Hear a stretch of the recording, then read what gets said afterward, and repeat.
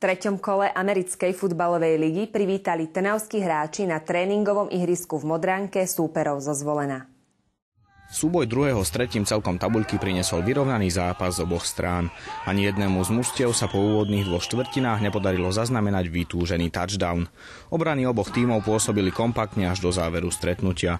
V posledných minútach sa podarilo domácim zlomiť pevnú obranu hostí a zaznamenať touchdown. Trnavčania až do konca zápasu nepripustili drámu a ubránili cenné víťazstvo 8-0. Po ťažkej prehre v Nitre som boli odhodlaní nastúpiť dneska doma a vyhrať tento zápas.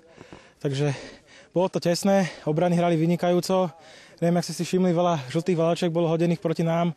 To znamená, že sme išli hore-dole ihriskom a aj tak sme boli zastavení. Ale myslím, že som veľmi spokojný s mužstvom a všetci sme hrali na 100%. Oproti spomínanému zápasu v Nitre sa pobilo o víťazstvo mužstvo ako tým, ale vyčnievali aj individuality, ktoré dotiahli svoje mužstvo do víťazného konca. Pár hráčov hrá takú dôležitejšiu rolu. Veľmi by som chcel vyzdvihnúť Radovana Urbána, ktorý bol v podstate ťažnou silou v našom útoku. Potom celá defenzíva hrala dneska vynikajúci zápas. Vyhrať zápas na 0 je proste veľmi výborné. Trnavskí hráči tento rok štartujú v reorganizovanej novej domácej súťaži, kde sa predstavia 3 celky. Bulldogs Trnava, Patriot Zvolen a Nitra Knights. V súboji o majstra na seba narazia prvé 2 celky po základnej časti.